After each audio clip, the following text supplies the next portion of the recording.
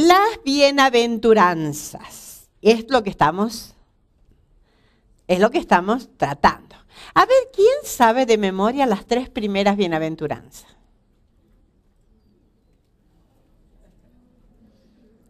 ¿Alguien sabe de ahí? Ah, muy bien, a Bethel.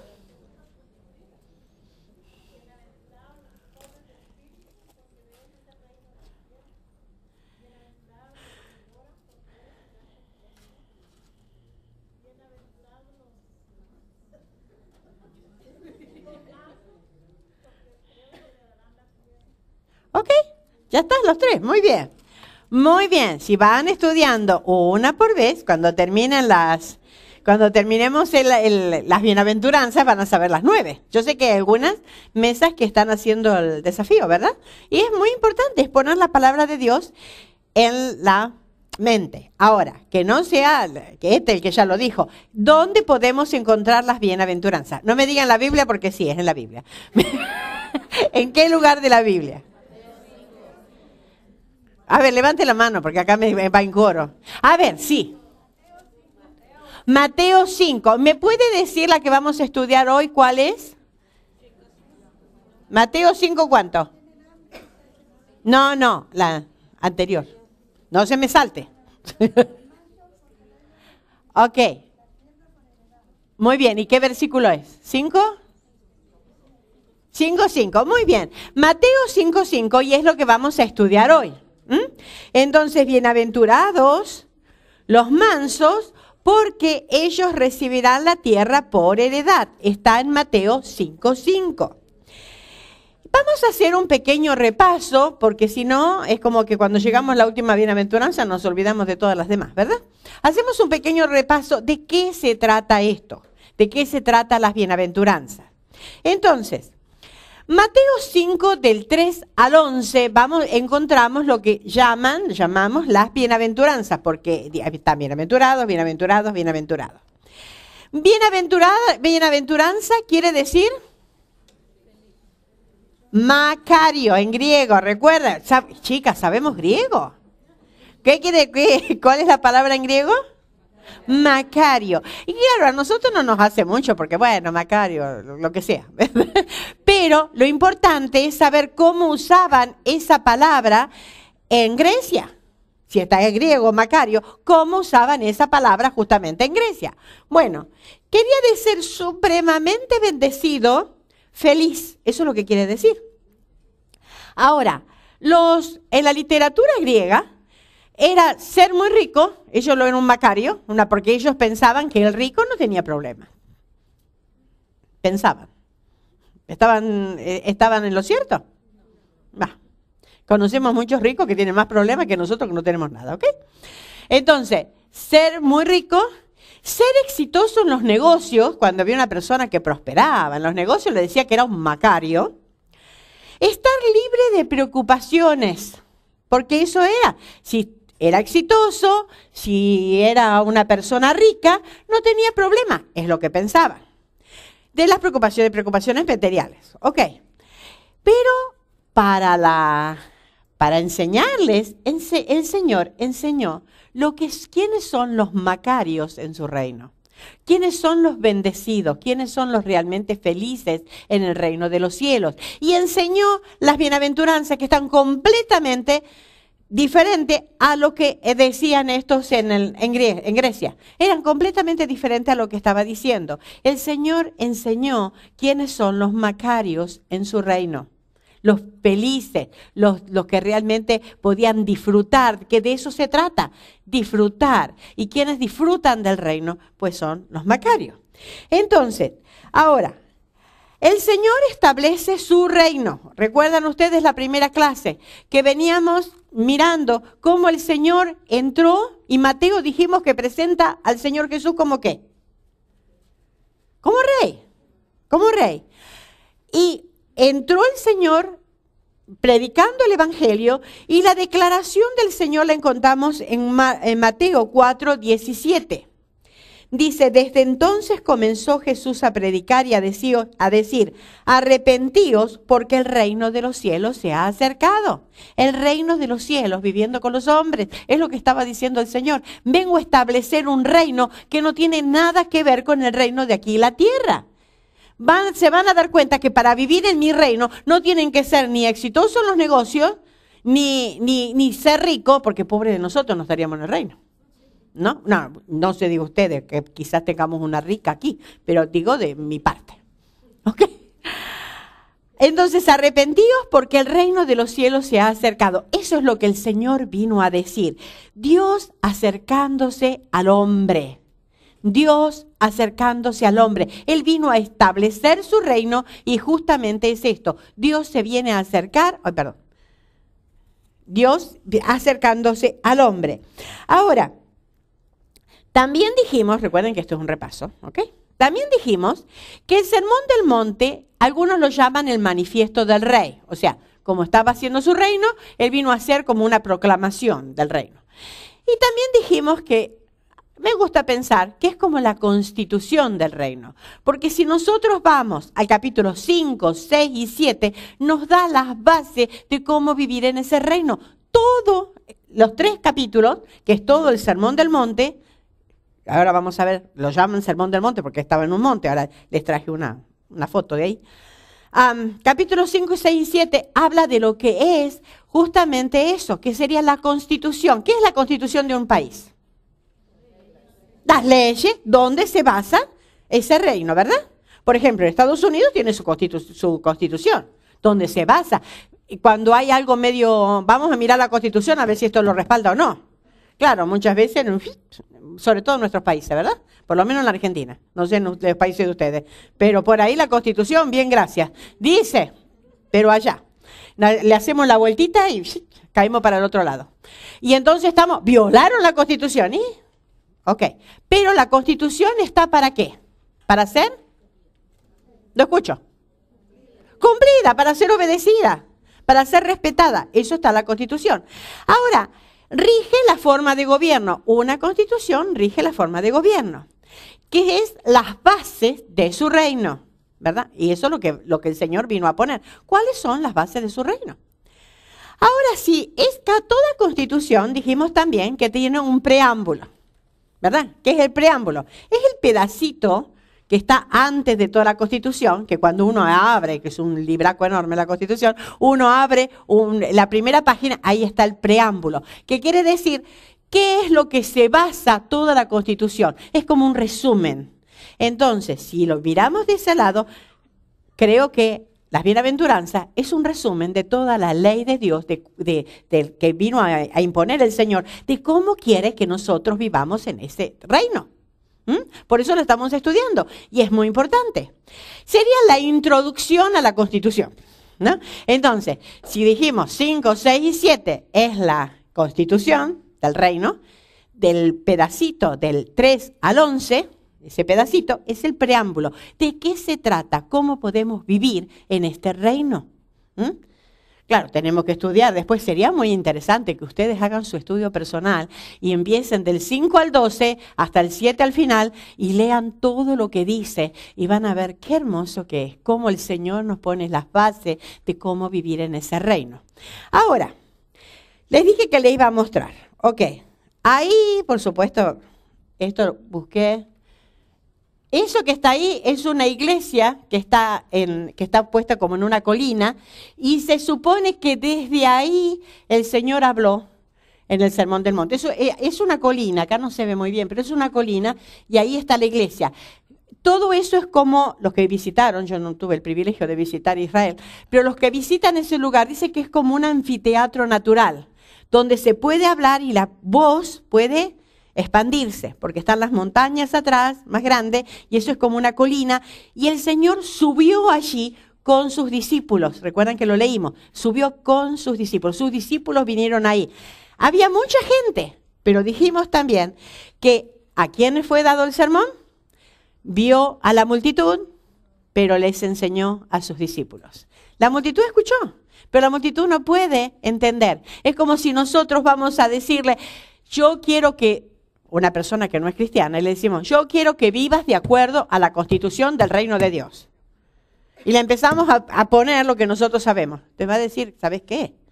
No puede, no es que no quiere, no puede. ¿Por qué? Porque no tiene la luz espiritual. Entonces, eso es para los cristianos, los discípulos. Ninguno que no sea del reino puede vivir las leyes del reino. ¿Se entiende? Primero tengo que pertenecer al reino para poder vivir de acuerdo a las leyes del reino. Vamos bien. Ok, si somos del reino, debemos vivir de acuerdo a su ley.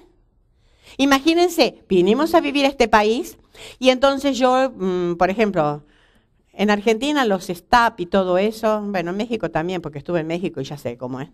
Entonces no se respeta nada, ¿verdad?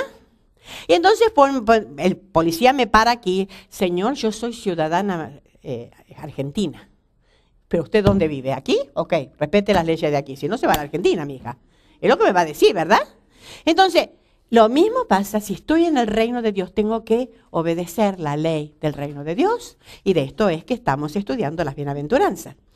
Entonces, seguimos. El sermón del monte es para cristianos. ¿Qué quiere decir cristianos?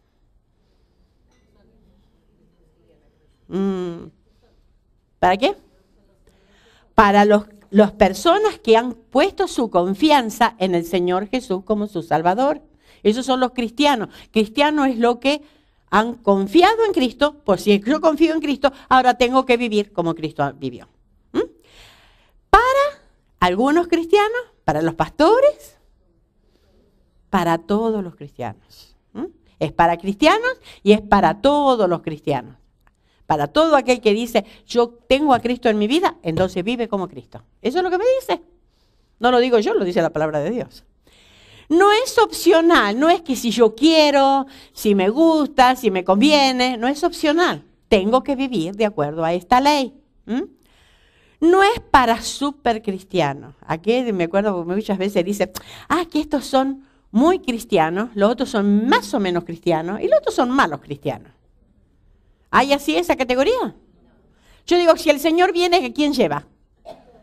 ¿Y los malos cristianos qué pasa? ¿Se dan cuenta que no existe? No puedo estar media cristiana. Es que alguna vez me dijeron así, es que es medio cristiano. No, o se es cristiano o no se es cristiano. Es lo mismo que el embarazo.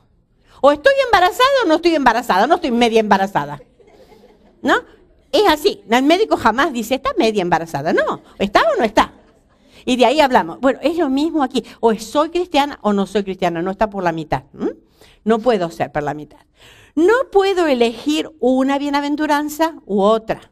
No puedo elegir una u otra. Me gusta esta, pero esta la paso. Son todas. Y es interesante porque es progresiva. Algo que estoy descubriendo al estudiar las bienaventuranzas. Es progresiva. Vas desde el primer escalón y va subiendo, y va subiendo, y va subiendo, y vamos a ver qué interesante se pone en la novena, cuando termina. Qué interesante que es. ¿Por qué? Porque es como que va subiendo primero un requisito, y después viene otro requisito, y otro requisito, y estudien las bienaventuranzas y se van a dar cuenta. Entonces, para entrar al reino debo ser la primera bienaventuranza. Debo ser pobre en espíritu. Eso dice el versículo 3. Bienaventurados los pobres en espíritu, porque de ellos es el reino de los cielos. Fíjense la palabrita de ellos. No es de todos. De ellos. ¿De quién? De los pobres en espíritu. Ahora, ¿quiénes son los pobres en espíritu? Son los humildes. Ahora, ¿humilde? ¿Humilde quiere decir, tener poco dinero? No. Humilde quiere decir, ay, no, yo no sirvo para nada, yo soy humilde. ¿Esos son los humildes? No. Humildes son aquellos que se declararon en bancarrota espiritual. Esos son los humildes.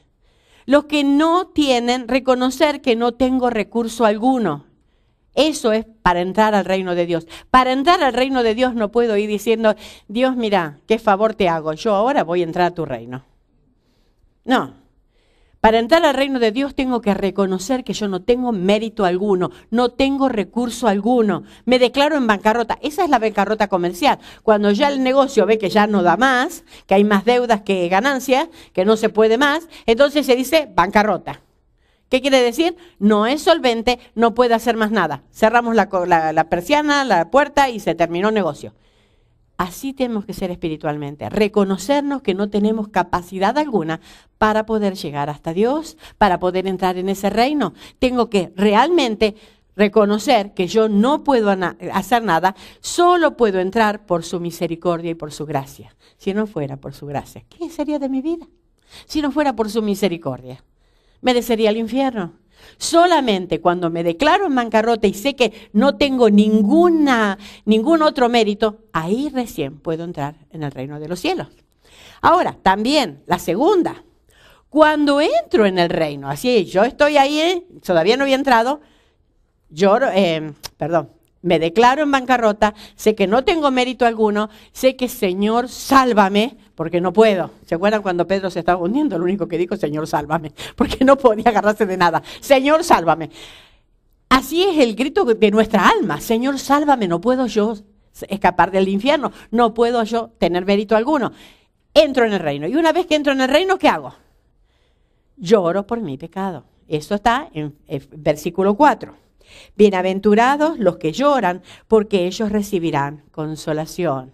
Una vez que entro en el reino, entonces ahí veo la santidad de Dios. Quizás antes de entrar al reino no podía distinguir que Dios es santo. No lo podía entender que Dios es santo.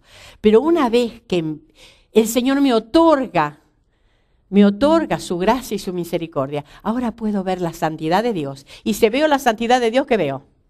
Mi pecado. Veo mi pecado. Veo cuánto le costó al Señor mi entrada al reino. No es que, bueno, me abrió la puerta y entré. Le costó su vida. Le costó derramar su sangre para que yo pueda entrar. Por lo tanto, ¿qué hago? Lloro por mi pecado. Eso es el llorar. Bienaventurados los que lloran. Bienaventurados los que lloran. Todo el mundo llora. Yo tengo a mi jefa que no es cristiana, es una atea y llora. Pero no llora por su pecado. Llora de frustración, llora de tantas cosas, pero no por su pecado. Cuando nosotros realmente nos damos cuenta cuánto le costamos al Señor, lloramos por nuestro pecado. Entonces, ¿qué dice? Bienaventurados los que lloran, ¿por qué? Porque ellos, ¿qué? Recibirán consolación. Cuando lloro por mi pecado, el Señor entonces me muestra su gracia y su misericordia. Por lo tanto, recibo consolación. Recibo consolación.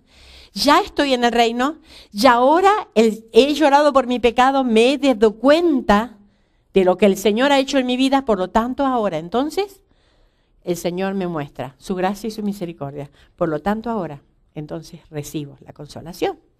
Entonces, ahora viene la tercera, que es justamente esto. Cuando ya estoy en el reino ahora.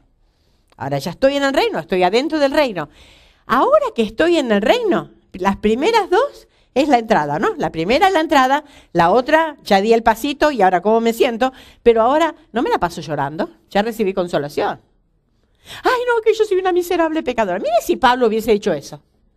No hubiese hecho nada en su vida.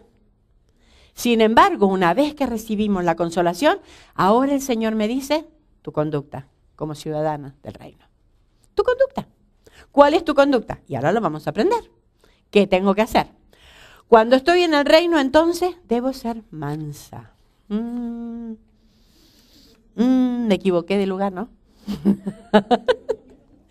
Somos todos muy mansos, ¿verdad? Entonces, eso está en el versículo 5. Bienaventurados los mansos, porque ellos recibirán la tierra por heredad. Ahora, el Señor enseñó, ¿quiénes son los macarios, verdad? Que los macarios son los bienaventurados, los felices, los que son bendecidos, son los mansos. ¿Por qué? Porque ellos heredarán la tierra. Ahora, miremos a nuestro alrededor en el día de hoy nomás. ¿Mansos? ¿Porque quieren heredar la tierra? Miremos Norcorea. ¿Está mostrando mansedumbre? Miremos Estados Unidos. ¿Está mostrando mansedumbre? Es un juego de poder, ¿verdad? te voy a tirar el misil. ¿Y qué hace Estados Unidos? Le manda un avión. Esto te va, mirá, pensalo, porque acá esto es una muestra. Vas a ver qué. Y ahí está. No se hablan, pero fricciones. Uno provoca y el otro reacciona. ¿Mansos heredan la tierra? Vayamos a nuestros países. La eterna disputa de dónde es Chiapas. ¿De quién es Chiapas? Nos entramos en lío, ¿no? ¿Cuánta cosa hay? ¿Por qué? ¿Mansos? ¿Porque estamos agarrando un pedazo de tierra? Miren lo que pasó en las Malvinas en la Argentina. ¿Mansos? Enseguida nos metimos con potencia porque, bueno, ni sabíamos lo que hacíamos, ¿eh? Porque nos íbamos a meter con tanta cosa. ¿Mansos? Por un pedacito de tierra estamos declarando una guerra. ¿Mansos porque queremos heredar la tierra? Y el Señor le está diciendo, los mansos heredarán la tierra. Claro, el Señor no sabía de Norcorea, ¿verdad? El Señor no sabía de Estados Unidos. El Señor no sabía ni lo que iba a pasar en Argentina, ni las Malvinas, ni nada de eso. Pero ¿saben una cosa? El Señor sabía lo que tenía ahí. Por supuesto que el Señor conoce todo y conoce lo demás. Pero los que estaban ahí, sus discípulos, escucharon esto. Imagínense quién estaba. Ellos estaban dominados por Roma. Y dentro de ellos, miren ustedes, en Lucas 6:15 dice, bueno, está nombrando los discípulos, ¿no? Mateo, Tomás, Jacobo, hijo de Alfeo, Simón llamado Celote. ¿Saben lo que es el celote? El celote pertenecía como un grupo guerrillero, como lo decimos ahora los guerrilleros, los extremistas. Ellos querían liberar Israel por la fuerza. Algunos lo ignoraban, ¿no? Nosotros, como eran los fariseos, nosotros no somos esclavos de nadie, pero tenían que ir y pagar los taxis a Roma, así que eran esclavos. Los celotes sabían que ellos estaban dominados y se querían liberar. ¿Cómo le habrá sonado a un celote escuchar, bienaventurados los mansos, porque ellos heredarán la tierra? No armas, ellos heredan la tierra. Qué tema, ¿verdad? ¿Qué tema para la característica de un ciudadano del cielo? Tendría que ser la mansedumbre, mansa. Ahora, manso, ¿qué quiere decir manso? Manso es mostrar paciencia y humildad, amabilidad, fácil de tratar, sumiso. Muchas mansas para acá. Pero si pertenecemos al reino de los cielos, tenemos que ser así. ¿No? Digo yo. Mejor definición es gentil, ser gentil. No pierde la paciencia bajo presión. Porque hay muchos que dicen, ay, pero es buena sabiéndola tratar. Y claro, sabiéndola tratar todos somos buenos. ¿Qué pasa cuando está bajo presión? Ahí muestra su verdadero carácter. Y algunos huir, ¿verdad? No pierde la paciencia bajo presión. Sinónimo, amabilidad. Amabilidad. Y esta bienaventuranza es el trato del uno con el otro. La primera es cómo es el pecador con Dios. La segunda es cuando ya recibe la salvación con Dios. Ahora es nuestro trato con nuestro semejante. Sinónimo es amabilidad. Y es controlado, es la fuerza bajo control. Fuerza bajo control. Me gusta pensar que esta palabra de controlado o la fuerza bajo presión es una buena definición pensando en lo que es un caballo salvaje. ¿Lo vieron? Ay, me encantan los caballos, no cerca, ¿no? Pero me encanta verlos porque lo vemos con todo el poder y la potencia y no, precioso, un animal lindísimo. Ahora vaya a querer montarlo. Ahí le va.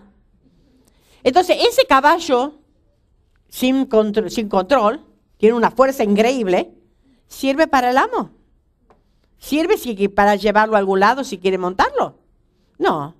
¿Sirve para que trabaje? ¿Sirve para qué sé yo, aunque sea de carrera, para ganar una carrera? No. ¿Por qué? Porque no está domado. Ahora, ese caballo, si lo agarra un buen domador, lo doma. ¿Perdió la fuerza? Tiene toda la fuerza, pero tiene una fuerza bajo control. Y esto es lo que está hablando de nosotros. ¿Por qué? Porque no quiere decir que seamos tontas. No quiere decir que ser mansa es como ser mensa, no. Como una cap que me leyó hoy, que dice, ay, mensa. No, no es, dice mensa. Mire usted qué raro que es este atributo, que solo hay de dos personas en la Biblia de las que dicen que son mansas. ¿Saben quién son? A ver, las que no estuvieron hablando conmigo. ¿Por qué Moisés? ¿Por qué fuerte?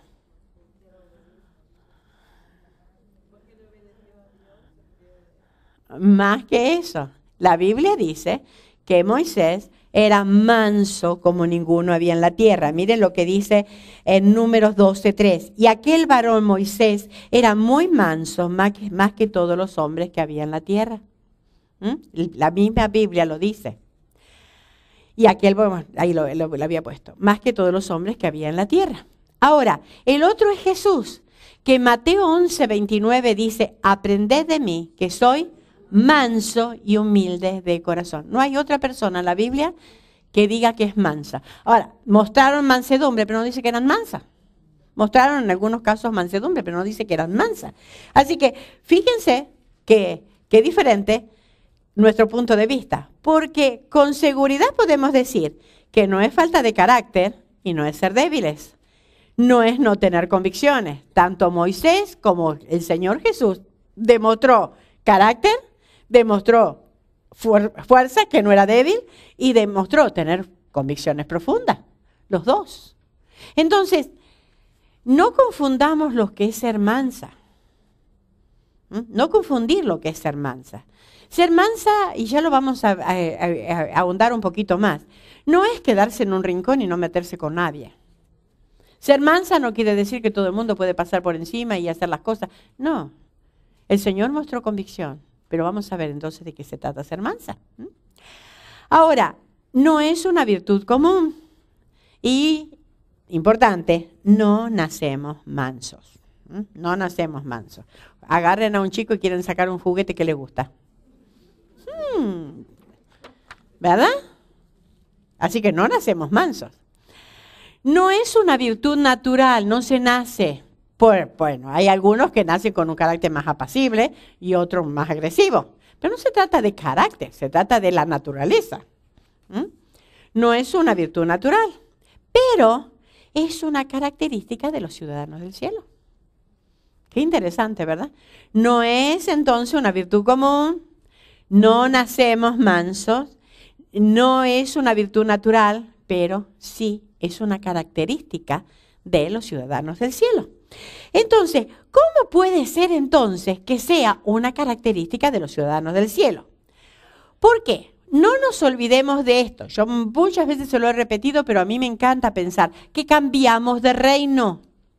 Ya no estamos más bajo el reino y bajo el dominio de Satanás. Y Colosenses 1:13 nos dice clarito, nos ha librado de la potestad de las tinieblas y trasladado al reino de su amado Hijo. Colosenses 1:13 dice, pertenecíamos a un reino, estábamos bajo la ley de ese reino nos decía que tenemos que ser agresivos para ganar, que tenemos que poner nuestro yo primero, que tenemos que hacer valer nuestros derechos. Eso es lo que decía nuestro amo, Satanás. Pero ahora que comprendí que Cristo murió por mí, que Él pagó el precio, y dice que cuando yo comprendo, cuando yo me arrepiento, cuando me declaro en bancarrota y lloro mi pecado, entonces ¿qué hace el Señor? El reino de las tinieblas y reina Satanás, y ahí del reino de su amado Hijo, donde reina Cristo, y dice que yo estaba allí, pero ahora ¿qué hizo? Me trasladó. Ya no estoy más allí, ahora estoy allí. Ahora estoy allí. Ahora estoy en el reino de su amado Hijo. Si estoy en el reino de su amado Hijo, en el reino de los cielos, en el reino de Cristo, en el reino de Dios, ¿qué leyes tengo que adoptar para mí? ¡Qué silencio! ¿Cuáles son las leyes? Las leyes de Cristo. Las leyes que Él nos dijo. ¿Por qué será entonces, si ya me trasladó, si ya estoy en otro reino, por qué me será tan difícil acatar las leyes, obedecer las leyes del reino? ¿Por qué será? Creo que muchas veces no nos damos cuenta de la magnitud de la salvación que nosotros tenemos en Cristo. Cuando Cristo murió por mis pecados, no solamente me salva del infierno, me da una calidad de vida diferente. Y quiere que viva una vida diferente. Y que viva de acuerdo a las leyes de Él. Que Él era manso y humilde de corazón. De eso se trata la bienaventuranza de hoy. Por lo tanto, tengo que vivir de acuerdo a Él. Ahora, el Espíritu Santo viene a vivir en nosotros, ¿verdad? Cuando yo me cambio de reino, no me deja. Miren ustedes si ahora me dice, el Espíritu Santo, yo estoy en el reino de las tinieblas, lloro por mi pecado, primero me declaro en bancarrota, lloro por mi pecado, entro en el reino, y ahora el Señor me da la ley y me dice, sé mansa. ¿Cómo empiezo? ¿Por dónde empiezo? Si toda la vida fue una rebelde. ¿Cómo empiezo ahora? El Espíritu Santo viene en mi ayuda. No estoy sola, no estoy sola. El Espíritu Santo viene a vivir en nosotros. Eso es lo que dice Efesios 1:3. Efesios 1:3 dice que en Él también vosotros, habiendo oído la palabra de verdad, el evangelio de vuestra salvación, y habiendo creído en Él, fuisteis sellados con el Espíritu Santo de la promesa. Tengo el Espíritu viviendo en mí. Y el Espíritu Santo produce en mí, ¿qué? El fruto, su fruto. Gálatas 5:22-23, más el fruto del Espíritu es amor, gozo, paz, paciencia, benignidad, bondad, fe, mansedumbre, templanza. ¿Se dan cuenta que no me deja sola con la mansedumbre? No me dice, ahora estás aquí, arreglate como pueda, tenés que cumplir esa ley. No, el Espíritu Santo está dentro mío y Él produce en mí el fruto. No tengo excusa. Su fruto es mansedumbre. Y más me acerco a Cristo, más vivo cerca de Él. Estamos estudiando en la clase de los domingos Jeremías. Y una cosa que uno puede ver vez tras vez es que el ídolo, el que adora ídolo, se vuelve como su ídolo. Una persona se vuelve lo que adora. Si yo adoro al Señor y estoy cerca del Señor y yo tomo la imagen del Señor y yo estoy caminando con el Señor, pues me voy a parecer a Cristo. Y justamente todo esto, todas estas características, es el carácter de Cristo. Y la mansedumbre es su carácter. El Señor me dice, ahora no te dejo sola, estás en mi reino, pero te doy el Espíritu Santo. Él te va a ayudar. Por supuesto, tengo que obedecer lo que Él me dice. Y dejar mi yo de lado. Entonces, pero los mansos heredarán la tierra. Qué interesante es ver en la Biblia que Dios es el mismo ayer, hoy y por los siglos, ¿verdad? Es lo que dice la Biblia en Hebreos 13:8. Dios es el mismo ayer, hoy y por los siglos. Y en el Salmo 37, en el Antiguo Testamento, yo no sé si ustedes prestaron atención a lo que leyó María. Salmo 37:11 dice, pero los mansos heredarán la tierra.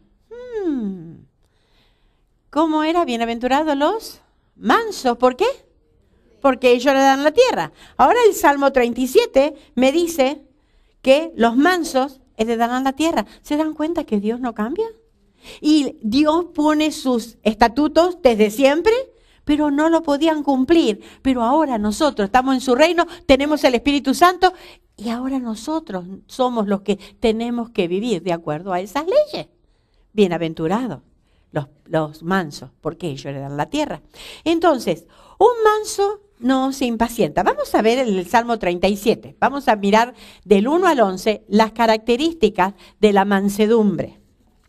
Del Salmo 37, del 1 al 11, vamos a mirar las características de un manso, de una persona mansa. Un manso no se impacienta a causa del malo. Eso lo vamos en el versículo 1, la primera parte. No te impacientes a causa de los malignos, los malvados. Ahora, ¿por qué impacientarse? Impacientarse es preocuparse, afligirse, sufrir indignación. Sufrir indignación.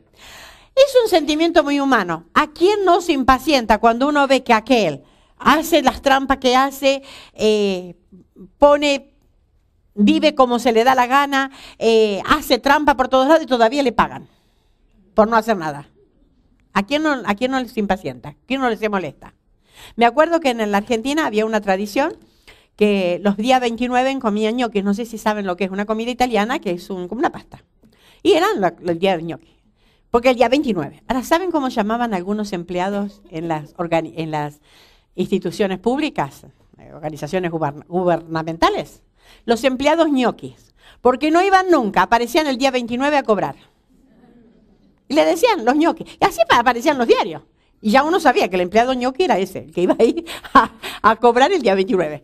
Ahora, ¿cómo nos vamos a impacientar uno que trabajaba los 30 días bueno, los 30 no, aparte los domingos, los días del mes, y cobraba a lo mejor muchísimo menos que aquel que iba solamente un día a cobrar? Claro que uno se impacienta, pero ¿qué dice el Señor? Un manso no se impacienta a causa del malo. No se impacienta. ¿Por qué?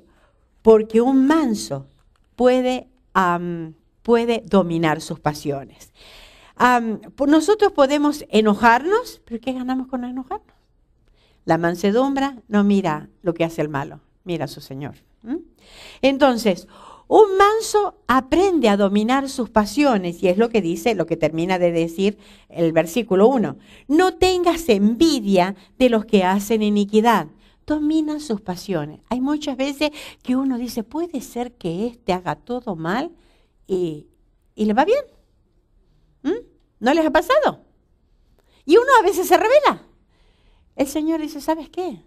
Para vivir en mi reino, no estés mirando lo que hace el malo. No estés mirando lo que hace el malo. Mírame a mí. Entonces, ¿por qué puede dominar sus pasiones? Porque descansa en Dios y sabe quién es Él. Sabe quién es Dios y aprendió a descansar en la omnisciencia de Dios. Por ejemplo, Job 23:10 dice, mas Él conoce mi camino. Si Él conoce mi camino, Él conoce mi situación. Él es omnisciente. Quiere decir que Dios conoce todo. Yo puedo descansar en la omnisciencia de Dios. En vez de mirar al malo que prospera, miro a Dios, que Él es el que está viendo mi camino. Él sabe cómo yo me comporto. Él sabe lo que estoy haciendo. A veces pasamos por alto y nos da tanta furia ver otras cosas, injusticias y maldades. Y, ¿saben qué? Aprendamos a mirar la omnisciencia de Dios. Pero también sabe descansar en Dios porque descansa en la justicia de Dios. Jeremías 12:1 dice, justo eres tú, oh Jehová. A veces nos olvidamos que Dios es un Dios justo. Siempre pensamos que es un Dios de amor, y como es un Dios de amor y ama todo, también ama a aquellos que hacen trampas y aquellos, bueno, y al final, entonces, ¿para qué vivo yo? No es así. Dios es un Dios justo. Por lo tanto, tengo que esperar y mirarlo a Él y descansar en Él.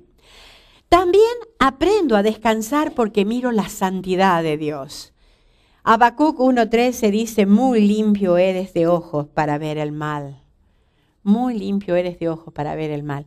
Quiere decir que el Señor no tolera el mal, no tolera los que hacen mal. A veces nos pasamos desapercibido eso. Dios es un Dios santo y no tolera el pecado, ni los que hacen mal. Aprendamos a mirar a Dios, no empecemos a mirar a nuestro al lado. ¿Por qué? Porque nos desanimamos.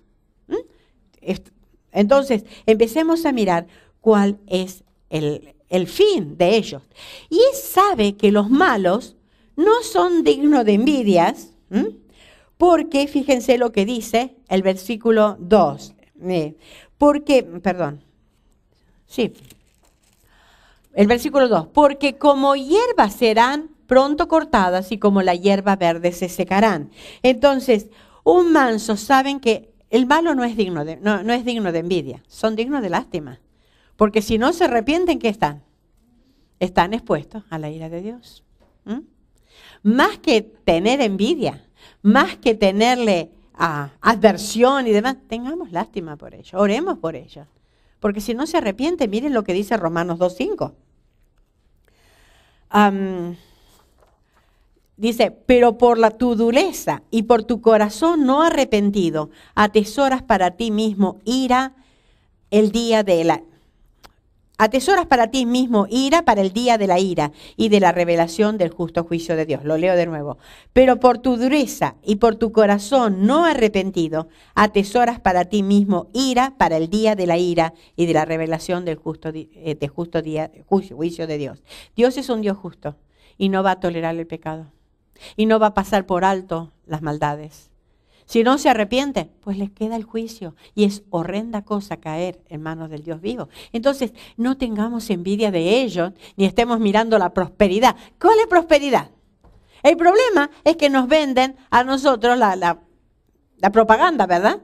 Que los macarios, los felices, son los que tienen mucho. Mientras el Señor me dice, ¿sabes qué? No es así. En mi reino son los felices. En mi reino tienes que vivir de acuerdo a mis mandamientos, a mis leyes. Entonces, un manso confía en el Señor. Versículo 3. Dice, confía en Jehová. Vamos a dividirlo en 3 partes. Confía en Jehová. Un manso confía en el Señor. Confiar quiere decir descansar completamente en Dios. Porque hay alguien que se encarga de sus asuntos. Miren lo que dice Isaías 26, 3, 4. Este versículo muchas veces los ponemos en tarjetas, ¿verdad? Muchas veces se lo dedicamos a otros. Pero qué lindo sería que hoy nos dediquemos esto a nosotras mismas. Pongamos una firma a nosotras mismas. Y que nos mandemos la tarjeta a nosotras mismas. Puedes descansar tranquila porque hay alguien que se encarga de tus asuntos, Esther.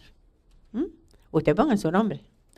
Isaías 26, 3, 4 dice, tú guardarás en completa paz aquel cuyo pensamiento en ti persevera, porque en ti ha confiado. Confíate en Jehová perpetuamente, porque en Jehová, el Señor, está la fortaleza de los siglos. El que confía en el Señor no es defraudado. El que confía en el Señor puede encontrar la paz que el que hace trampa no encuentra. El que tiene mucho no encuentra. ¿Por qué? Porque el Señor se encarga de sus asuntos. Empecemos a mirar al Señor y no miremos a los demás.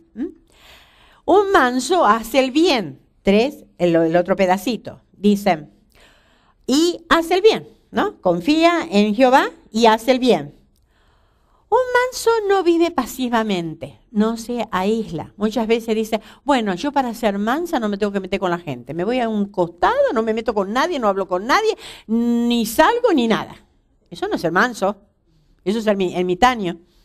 Y puedo tener una angustia y una amargura dentro que apenas alguien me llama por teléfono. Entonces, no es apartarse. Ejemplo de Moisés y Jesús, los 2 hombres que dicen que eran mansos y se aislaron. Tuvieron siempre gente alrededor, tuvieron un amplio, se involucraron con la gente y tuvieron un amplio ministerio. Miren nuestro Señor. ¿Cuánta gente estuvo al lado? ¿Y gente de la mejorcita? Gente pecadora y gente perversa y el Señor, sin embargo, mostró la mansedumbre con todos ellos.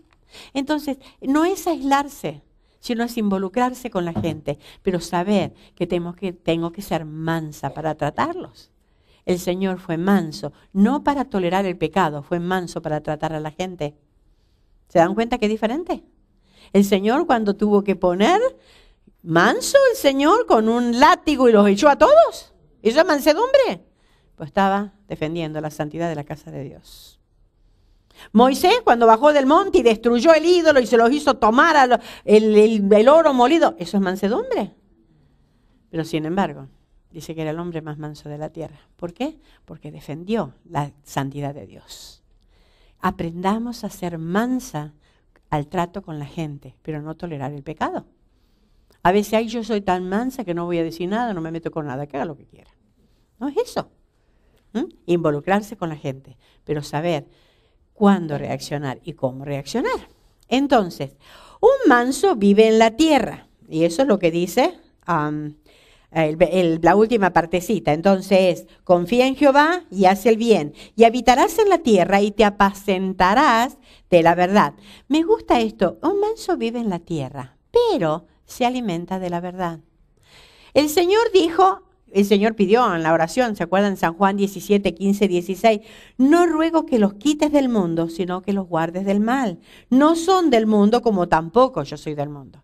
El Señor sabía que nosotros tenemos que vivir en este mundo. No es que nos va del reino. Yo siempre digo, qué lindo sería. Ahora soy cristiana, vivo en el reino de Dios, ¡pum!, al cielo. No, me deja acá la tierra. Viviendo en un reino completamente diferente.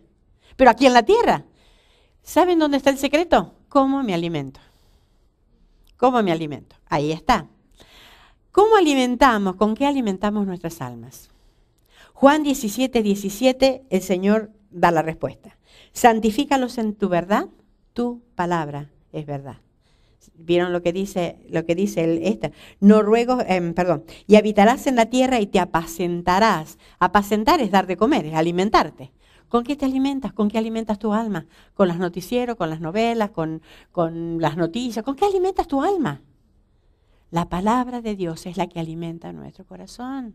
¿Por qué? Porque es la verdad. El Señor dijo, santifícalos en tu verdad, tu palabra es verdad. Más estamos metidas en la palabra de Dios, más nos vamos a dar cuenta del proceso de santificación que el Señor está teniendo en nuestras vidas. Entonces, ¿el secreto cuál es? Vivir arraigados al Señor. ¿Para qué? Para que el Señor esté haciendo la tarea de Él en mí. Yo no la puedo hacer, pero el Señor sí. Yo no la puedo hacer. Pero entonces, muchas veces el problema es que mi alma la alimento con comida chatarra. Escucho cualquier cosa menos la palabra de Dios. Escucho cualquier noticia, cualquier cosa y me creo cualquier cosa. Me meto en el internet o me meto en lo que sea y veo cualquier cosa. ¿Qué es lo que me dice Dios? Eso lo ignoro. Algunas personas dicen, yo no tengo memoria, no sé. Pero se saben todos los nombres de las novelas que hay, todos los artistas. Esta se casó con este y se divorció con la otra y que la otra. ¡Wow! ¿De dónde lo sacaron? ¿No tiene memoria? ¿Cuál es el secreto? ¿Cuál es el secreto de memorizar? Repetir. Si yo repito, si el mismo énfasis que yo pusiera a ver en las novelas, bueno, yo no miro novelas, pero por lo que sea, pudiera para ver eso, me lo pongo para estudiar la palabra. ¿Cuánto sabría?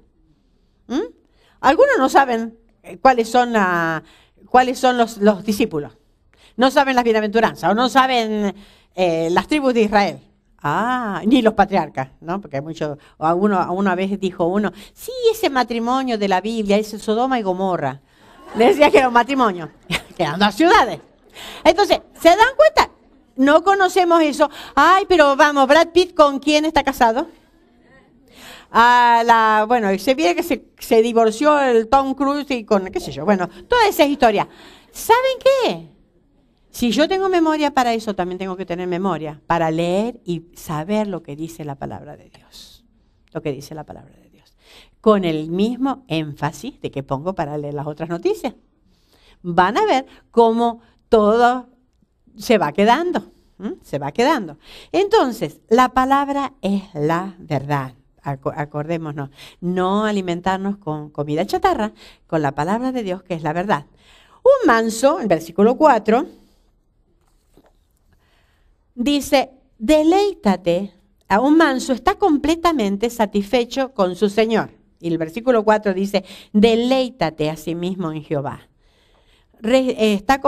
Primero esto, está completamente satisfecho con su Señor. ¿Por qué está satisfecho con su Señor? Porque confía que lo que el Señor le da es lo justo para él. Por eso está satisfecho con su Señor. Porque si está satisfecho es porque sé que el Señor me ama, me lo dice en su palabra, y yo no quiero nada más de lo que el Señor me da. Qué difícil, ¿no? Que siempre estamos queriendo más. Pero es eso, es tener el contentamiento. Dice que un manso, que Él te concederá las peticiones. Deleítate a sí mismo en Jehová. Si yo tengo mi delicia en el Señor, no voy a querer otras cosas más. Recibe de la mano de su Señor lo que satisface su corazón. Porque dice, Él te concederá las peticiones de tu corazón. Saber mirar la mano de Dios. Cuando Él abre la mano y nos da. Y dar gracias por eso. Y no, a ver cuánto el Señor nos da, a ver qué tienes en la otra. Porque queremos más. ¿Verdad? Aprender a conformarnos con lo que el Señor nos da. Recibe de la mano de su Señor lo que satisface. David dijo en el Salmo 16:6, es hermosa la heredad que me ha tocado. David tenía un corazón agradecido. Y si vamos a la historia de David, nos damos cuenta de que David fue un hombre que sufrió mucho, que fue perseguido injustamente, tantas cosas que le pasó.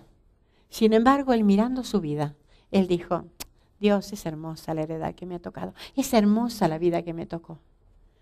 Querida, si en vez de estar quejándonos por lo que no tenemos, empezamos a mirar la vida que el Señor nos da, va a ver que la vamos a ver hermosa y nos vamos a deleitar. Por lo tanto, un manso sabe deleitarse en su Señor.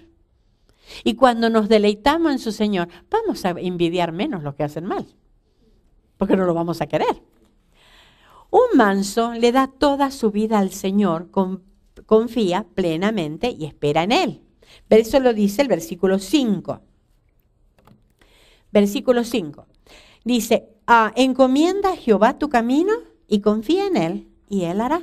Fíjense, encomienda a Jehová tu camino, confía en Él y Él hará.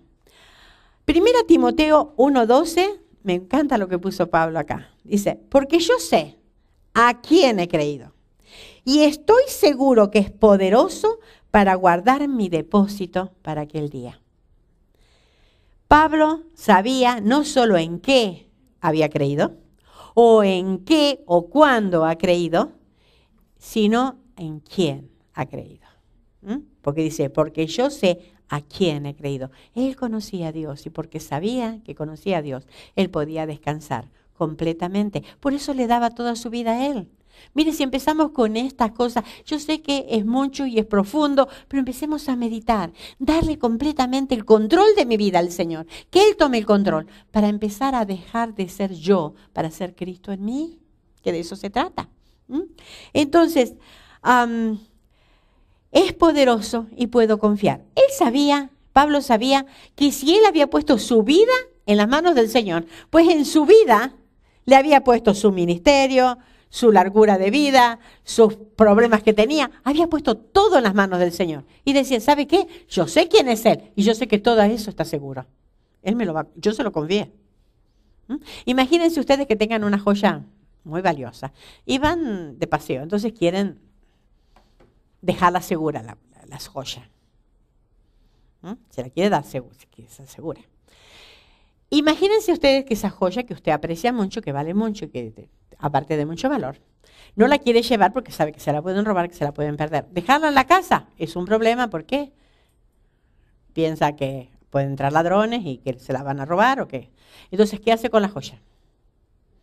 Pues lo más seguro es poner en una caja de seguridad. ¿Dónde? En un banco confiable. Imagínense que la pongan en un banquito, donde a los 2 días puede quebrar. O que se lo da cuidado, mira, yo te quiero mucho, ¿me podés cuidar esto? Y yo sé que esta tiene media fama de que le gusta lo ajeno. La va a perder enseguida. Entonces, ¿puedo confiar? Yo sé en quién he creído y estoy seguro que Él me va a guardar mi depósito. Eso es lo que dijo Pablo. Yo sé quién, yo sé en qué caja fuerte la puse, yo sé quién es ese Señor. Yo estoy tranquilo. Por lo tanto, su vida estaba tranquila, por eso estaba manso. Un manso espera la justicia de mano del Señor, sabe quién es Él que defiende su causa. Versículo 6. Exhibirá tu justicia como la luz y tu derecho como el mediodía. Un manso no reclama derecho. Esto es mío, es mi lugar, es mi cosa. Sabe que el Señor se lo va a dar cuando Él quiera y si lo quiere dar. No reclama derecho. Un manso espera en silencio, porque dice, guarda silencio ante Jehová y espera en Él. No se queja amargamente. No se queja. Un manso espera en silencio, no se está quejando amargamente. Dice, guarda silencio ante Jehová y espera en Él. Fíjense que vez tras vez se nos está enfatizando que confía en el Señor, confía en el Señor, confía en el Señor. El manso tiene que confiar en el Señor, porque si no ya no deja de ser manso. Si miramos a otro lado, nos saca la mansedumbre. Mirar al Señor. Y él sabía, reposaba en la verdad de Romanos 8:32, que dice, el que no escatimó a su propio Hijo, sino que lo entregó por todos nosotros, ¿cómo no nos dará también con Él todas las cosas? Si el Señor Dios dio lo más hermoso que tenía por mí, que fue su hijo, ¿cómo no me va a dar con él todas las cosas que yo necesite para aquí, para esta vida y para la eterna? Si dio lo más, ¿cómo no me va a dar lo otro? Por eso puedo descansar tranquilo. Reposa en la verdad, sabe, cree, pero vive esta realidad. El problema es nosotros que la sabemos, la creemos, sí, pero no la vivimos. Si yo vivo la realidad, tengo que ser mansa, porque estoy esperando que el Señor me dé lo que Él tiene preparado para mí. Entonces, un manso no se ofusca, no muestra enojo ante la prosperidad de los que hacen maldades. Eso lo dice el versículo 7. Dice, no te alteres con motivo del que prospera en su camino por el hombre que hace maldades. El enfoque del manso no está en aquel que hace en el malo o en el que hace las maldades. Su enfoque está en su Señor. Como dice Colosenses 3:1-2. Si podéis haber resucitado con Cristo, buscad las cosas de arriba, donde está Cristo sentado a la diestra. Poned la mira en las cosas de arriba, no en la tierra. El manso sabe que su casa definitiva no está acá en la tierra. Por lo tanto, puede esperar pacientemente y en silencio que el Señor haga la justicia. Entonces, un manso deja la ira, saca de sí el enojo. Eso lo está en el versículo 8. Deja la ira y desecha el enojo. Un manso sabe que si se enfoca en la injusticia y prosperidad de los demás, se va a ver él mismo tentado a proceder de igual manera. Al enfocarse en el mal, puede ser tentado a hacer lo mismo. Miren ustedes, dice, no te excites en manera alguna a hacer lo malo. Deja la ira y desecha el enojo. No te excites de manera alguna a hacer lo malo. Asaf, uno que escribió un salmo, tuvo envidia. Miren lo que llegó a decir. En Salmo 73 está eso, versículos 2 y 3. Fíjense lo que dice Asaf, que escribió esto. En cuanto a mí, mis pies estuvieron a punto de tropezar, casi resbalaron mis pasos, porque tuve envidia de los arrogantes al ver la prosperidad de los impíos. Este era un salmista, ¿eh? Y miraba a los otros y dice, yo tuve envidia. Porque veo a los arrogantes que no le pasa nada. Y si ustedes leen todo el Salmo 73, es bien interesante, porque está hablando de cómo prosperan los otros, que no, aparentemente no les pasa nada malo, y a mí me la pasa toda, ¿no? Miren lo que llegó a decir en el versículo 13 del mismo Salmo 73. Ciertamente en vano he guardado puro mi corazón y lavado mis manos en inocencia. ¡Wow! A veces no nos sentimos así. Yo trato, vivo bien, soy buenita. Y parece que todo contra mí, ¿no? ¿No nos parece que pasa así? Pero miren cómo sigue. Un manso sabe que el final no está aquí en la tierra. Versículos 9 y 10. Porque los malignos serán destruidos, pues de aquí a poco no existirá el malo. Eso es lo que dice el Salmo 37. Los malos serán destruidos. El fin de la historia no es aquí en la tierra. También Asaf lo experimentó cuando dejó de ver la prosperidad temporal de los malos para verlo como los ve Dios. Ese es el asunto, es dejar de mirar al costado a los malos, para los que prosperan por hacer maldades, para mirar a Dios. Fíjense cómo él lo vio en el Salmo 73, el mismo Salmo, el versículo 17. Hasta que entrando en el santuario de Dios, comprendí el fin de ellos. Observarás su lugar y no estará allí. Dios le dice, ¿de qué te preocupas, Asaf? Esto hoy está, mañana ya no. Preocúpate de tu vida, que tú tienes una vida eterna, una vida que es para siempre. Esa es la gran lección que aprendió Asaf y la gran lección que tenemos que mirar nosotros. Para ser manso, aprendemos a mirar al Señor.